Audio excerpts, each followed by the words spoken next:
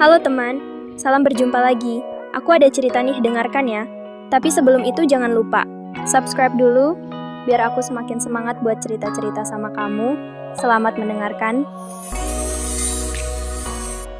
Rumah tua di ujung jalan. Alana menghela napas panjang sambil menatap keluar jendela mobil. Pemandangan pepohonan yang bergerak cepat di luar sana seolah mengejek keinginannya untuk kembali ke kota.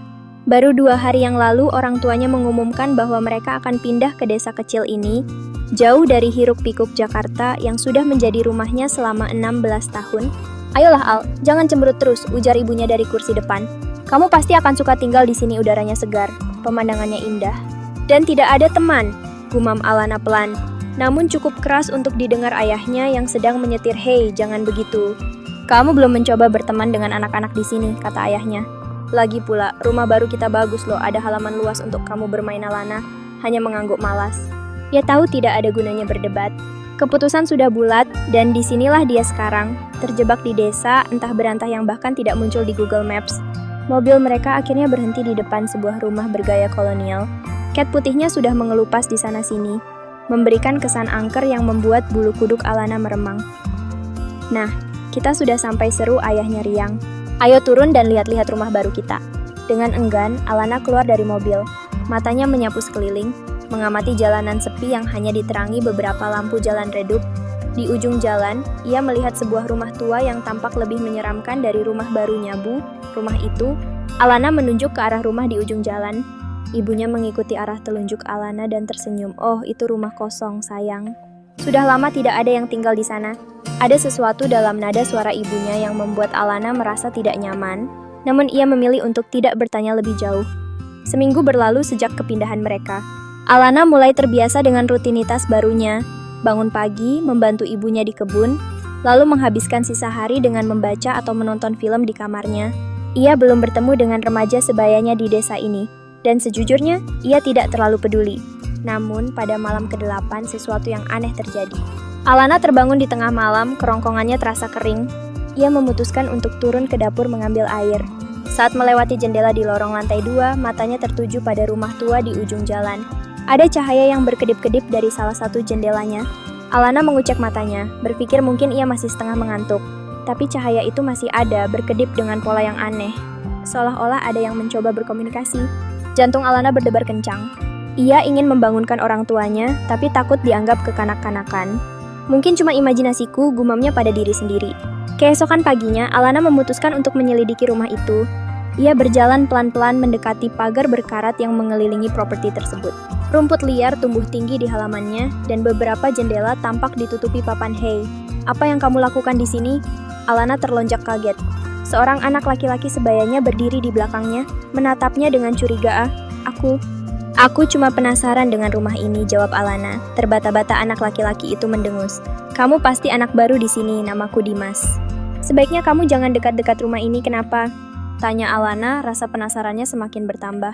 Dimas melirik ke kanan dan kiri sebelum berbisik. Katanya rumah ini berhantu. 5 tahun lalu, ada keluarga yang tinggal di sini, tapi mereka menghilang begitu saja. Tidak ada yang tahu apa yang terjadi. Alana merasakan sensasi dingin merambat di punggungnya, tapi tadi malam aku melihat cahaya dari salah satu jendelanya mata. Dimas membelalak.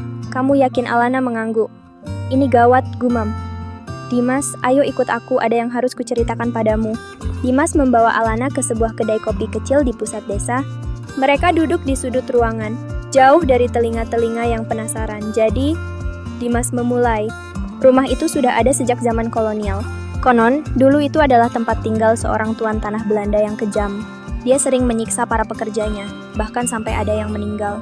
Alana mendengarkan dengan seksama, rasa takut dan penasaran bercampur dalam dirinya.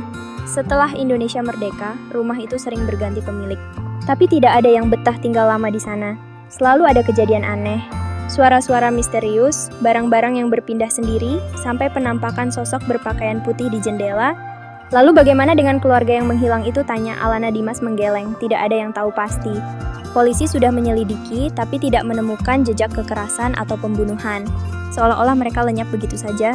Sejak saat itu, tidak ada yang berani mendekati rumah itu." Alana menceritakan tentang cahaya yang ia lihat semalam. Dimas tampak khawatir. "Ini pertanda buruk," katanya. Biasanya, jika ada aktivitas di rumah itu, sesuatu yang buruk akan terjadi di desa ini. Apa maksudmu?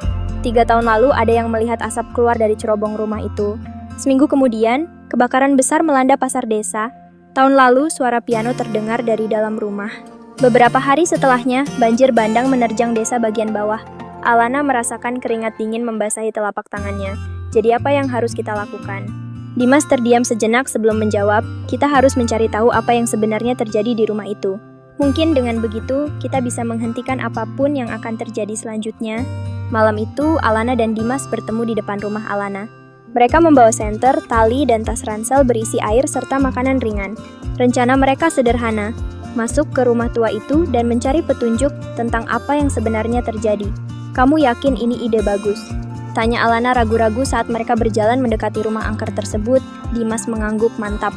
Ini satu-satunya cara untuk menghentikan kutukan ini. Lagi pula hantu itu tidak nyata kan? Namun nada suaranya tidak meyakinkan Alana bahwa Dimas sendiri percaya dengan kata-katanya. Mereka memanjat pagar berkarat dengan hati-hati. Rumput setinggi pinggang menyulitkan langkah mereka menuju pintu depan yang sudah lapuk. Dimas mencoba membuka pintu itu, tapi terkunci rapat. Kita coba lewat jendela, usul Alana. Mereka menemukan sebuah jendela yang papan penutupnya sudah longgar. Dengan sedikit usaha, mereka berhasil masuk ke dalam rumah. Udara pengap dan bau debu menyergap hidung mereka. Alana menyorotkan senternya ke sekeliling. Ruangan itu tampaknya dulunya adalah ruang tamu. Perabotan antik yang tertutup kain putih, berdebu tersebar di mana-mana. Ayo kita periksa lantai atas, bisik Dimas. Mereka menaiki tangga kayu yang berderit, berusaha sepelan mungkin. Di lantai 2, mereka menemukan beberapa kamar tidur dan sebuah ruang kerja. Tidak ada yang tampak mencurigakan, hanya debu tebal dan sarang laba-laba. Tunggu, kata Alana tiba-tiba. Kamu dengar itu? Mereka terdiam. Samar-samar, terdengar suara detak jam dari salah satu kamar. Dengan hati-hati, mereka mendekati sumber suara. Pintu kamar itu sedikit terbuka, Dimas mendorongnya perlahan. Di dalam kamar, mereka melihat sebuah jam dinding antik yang masih berdetak, tapi bukan itu yang membuat mereka terkesiap. Di tengah ruangan, melayang beberapa senti dari lantai, ada sebuah bola kristal yang bercahaya redup. Apa itu? Bisik Alana, suaranya bergetar. Dimas menggeleng, matanya terpaku pada benda aneh itu. Aku tidak tahu, tapi kurasa kita sudah menemukan sumber cahaya yang kamu lihat. Mereka mendekati bola kristal itu dengan hati-hati. Semakin dekat, mereka bisa melihat kabut berputar di dalam bola tersebut. Tiba-tiba, kabut itu berubah menjadi gambar. Mereka melihat desa mereka, tapi dalam kondisi yang mengerikan. Api melalap rumah-rumah, orang-orang berlarian ketakutan. Dan di tengah kekacauan itu, sebuah sosok tinggi berjubah hitam berjalan perlahan. Ini akan terjadi, tanya Alana, suaranya nyaris tak terdengar. Belum sempat Dimas menjawab, bola kristal itu tiba-tiba bersinar terang. Cahayanya membutakan mereka sesaat. Ketika cahaya itu memudar, bola kristal itu telah lenyap. Bersamaan dengan itu, mereka mendengar suara langkah kaki berat dari lantai bawah. Kita harus pergi dari sini. Sekarang, seru Dimas. Mereka berlari keluar kamar menuruni tangga dengan tergesa-gesa. Namun saat mencapai pintu depan, mereka mendapati pintu itu terkunci rapat lewat jendela. Alana menunjuk ke arah mereka masuk tadi. Tepat saat mereka berhasil keluar melalui jendela, mereka melihatnya. Sosok tinggi berjubah hitam berdiri di ruang tamu, menatap ke arah mereka dengan mata yang berkilat merah dalam kegelapan. Tanpa menoleh ke belakang lagi, Alana dan Dimas berlari sekencang-kencangnya, menembus rumput tinggi dan melompati pagar. Mereka terus berlari hingga tiba di rumah Alana. Terengah-engah, mereka bersandar di pagar rumah Alana. Apa yang baru saja terjadi? Tanya Alana di sela-sela napasnya yang memburu. Dimas menggeleng. Aku tidak tahu, tapi kurasa kita baru saja melihat sesuatu yang seharusnya tidak kita lihat. Bola kristal itu apa? Itu menunjukkan masa depan? Mungkin, jawab Dimas. Tapi sekarang bola itu sudah hilang. Dan sosok itu aku yakin dia akan mencari kita. Alana merasakan ketakutan yang belum pernah ia rasakan sebelumnya. Apa yang harus kita lakukan? Dimas menatapnya dengan serius. Kita harus memperingatkan semua orang. Apa yang kita lihat dalam bola kristal itu kita harus mencegahnya terjadi. Alana mengangguk. Meskipun ketakutan, ia tahu mereka tidak punya pilihan lain. Apapun yang akan terjadi, mereka harus menghentikannya. Alana dan Dimas mulai menyusun rencana. Mereka tahu, pertarungan mereka melawan kekuatan jahat yang mengancam desa baru saja dimulai, dan hanya mereka yang bisa menghentikannya. Tanpa mereka sadari, dari jendela lantai 2 rumah tua di ujung jalan, sepasang mata merah mengawasi mereka. Menunggu waktu yang tepat untuk memulai permainan yang sesungguhnya. Hari-hari berikutnya, Alana dan Dimas berusaha memperingatkan penduduk desa tentang bahaya yang mengancam. Namun, sebagian besar orang dewasa menganggap cerita mereka hanya khayalan remaja yang terlalu banyak menonton film horor. Hanya segelintir remaja yang percaya dan bersedia membantu mereka. Sementara itu, kejadian-kejadian aneh mulai terjadi di desa. Ternak menghilang secara misterius, tanaman di ladang mengering dalam semalam, dan beberapa orang melaporkan melihat sosok berjubah hitam di pinggir hutan saat malam hari.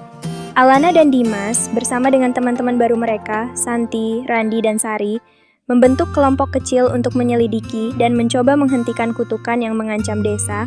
Mereka menamakan diri mereka Pasukan Cahaya, bertekad untuk melawan kegelapan yang merayap masuk ke desa mereka. Suatu malam saat mereka sedang berkumpul di rumah Dimas untuk mendiskusikan strategi, listrik di seluruh desa padam. Dalam kegelapan yang mencekam, mereka mendengar lolongan anjing yang memilukan, diikuti dengan jeritan manusia dari kejauhan. Ini sudah dimulai, bisik Dimas, wajahnya pucat pasi. Alana mengangguk, kita harus bertindak sekarang. Mereka bergegas keluar, membawa senter dan peralatan yang telah mereka siapkan. Garam, besi, dan jimat pemberian seorang dukun desa yang percaya pada cerita mereka. Di jalan utama desa, mereka melihat kekacauan yang mulai terjadi. Orang-orang berlarian ketakutan, beberapa rumah mulai terbakar, dan di kejauhan mereka melihatnya. Sosok tinggi berjubah hitam yang perlahan berjalan ke arah mereka, itu dia. Seru Santi, suaranya bergetar ketakutan. Ingat rencana kita, Alana mengingatkan teman-temannya. Kita harus menariknya kembali ke rumah tua itu. Di sana kita akan melakukan ritual untuk mengurungnya kembali. Dengan gemetar namun bertekad kuat, kelima remaja itu mulai menjalankan rencana mereka. Randi dan Sari berpencar untuk membantu evakuasi penduduk desa, sementara Alana, Dimas, dan Santi berusaha menarik perhatian sosok menyeramkan itu. Hei, kau! Teriak Dimas, melemparkan segenggam garam ke arah sosok itu. Kami tahu siapa kau. Kembalilah ke tempat asalmu. Sosok itu berhenti, kepalanya berputar dengan gerakan tidak wajar ke arah mereka. Matanya yang merah menyala menatap tajam, membuat mereka gemetar ketakutan, namun mereka tidak mundur. Dengan cekatan, mereka mulai berlari ke arah rumah tua, sesekali melemparkan garam atau besi untuk memastikan sosok itu mengikuti mereka. Rencana mereka berhasil. Sosok itu mengikuti mereka, melayang beberapa senti di atas tanah. Tepat saat mereka tiba di halaman rumah tua, hujan lebat tiba-tiba turun, disertai petir yang menyambar-nyambar. Cepat, masuk ke dalam, seru Alana. Mereka berlari masuk, sosok itu masih mengejar di belakang. Di ruang tamu, mereka telah menyiapkan lingkaran garam dan lilin. Alana, Dimas, dan Santi segera mengambil posisi. Mulai membaca mantra yang telah mereka pelajari dari si dukun desa, sosok itu memasuki ruangan. Angin kencang tiba-tiba bertiup di dalam rumah. Barang-barang beterbangan, jendela dan pintu terbanting-banting. Namun mereka tetap fokus, terus membaca mantra meski suara mereka nyaris tenggelam dalam kekacauan. Tepat saat mereka menyelesaikan bait terakhir mantra, kilat menyambar, menerangi ruangan dalam cahaya putih menyilaukan. Mereka mendengar jeritan mengerikan, lalu semuanya hening. Ketika mereka membuka mata, sosok itu telah lenyap. Di tempat sosok itu berdiri, mereka melihat bola kristal yang pernah mereka temukan sebelumnya. Kali ini, bola itu retak dan cahayanya meredup. Kita berhasil, tanya Santi tak percaya. Alana mengambil bola kristal itu dengan hati-hati, kurasa begitu. Tapi kita harus memastikan ini tidak akan terulang lagi. Mereka membawa bola kristal itu keluar. Hujan telah reda dan fajar mulai menyingsing. Di kejauhan, mereka melihat penduduk desa mulai berkumpul, kebakaran telah padam. Dimas mengangguk pada teman-temannya. Ayo, kita harus menguburkan benda ini di tempat yang aman, jauh dari sini. Saat matahari terbit sepenuhnya, Alana, Dimas, Santi, dan teman-teman mereka berjalan menyusuri jalan desa. Mereka lelah dan basah kuyup, tapi ada perasaan lega dan bangga di wajah mereka. Mereka tahu, malam ini mereka telah menyelamatkan desa mereka dari malapetaka. Rumah tua di ujung jalan itu masih berdiri, suram dan menyeramkan seperti biasa. Namun kini mereka tahu rahasia di baliknya, dan mereka bertekad untuk terus menjaga agar kejahatan yang terkurung di dalamnya tidak pernah lepas lagi. Saat fajar mulai menyingsing, ketika mereka berpapasan dengan penduduk desa yang kebingungan, Alana dan teman-temannya hanya tersenyum kecil. Mungkin tidak ada yang akan percaya cerita mereka, tapi mereka tahu apa yang telah mereka lakukan malam ini, dan itu sudah cukup. Desa itu akhirnya kembali tenang, meski kenangan akan malam mencekam itu akan selalu membayangi, dan 5 remaja pemberani itu, mereka telah menemukan persahabatan yang ditempa dalam menghadapi bahaya, sebuah ikatan yang akan bertahan seumur hidup. Namun, jauh di kedalaman tanah tempat mereka mengubur bola kristal itu, sesuatu berkedut lemah. Mungkin pertarungan mereka belum sepenuhnya berakhir. Mungkin suatu hari nanti mereka akan dipanggil kembali untuk melindungi desa mereka. Tapi untuk saat ini, mereka telah memenangkan pertempuran, dan kedamaian kembali ke desa kecil di kaki bukit itu. Alana memandang rumah tua di ujung jalan untuk terakhir kalinya sebelum berjalan pulang. Ia tahu pengalaman ini telah mengubahnya. Ia bukan lagi gadis kota yang enggan pindah ke desa. Kini, ia adalah bagian dari sesuatu yang lebih besar, pelindung rahasia sebuah desa kecil dengan sejarah gelap yang tersembunyi. Saat ia menutup pintu rumahnya, Alana tersenyum. Mungkin pindah ke desa ini tidak seburuk yang ia kira. Mungkin pas ini adalah awal dari petualangan baru yang lebih besar. Tamat. Baik teman, sekian dulu ceritanya, semoga kamu terhibur. Sampai jumpa lagi di cerita berikutnya.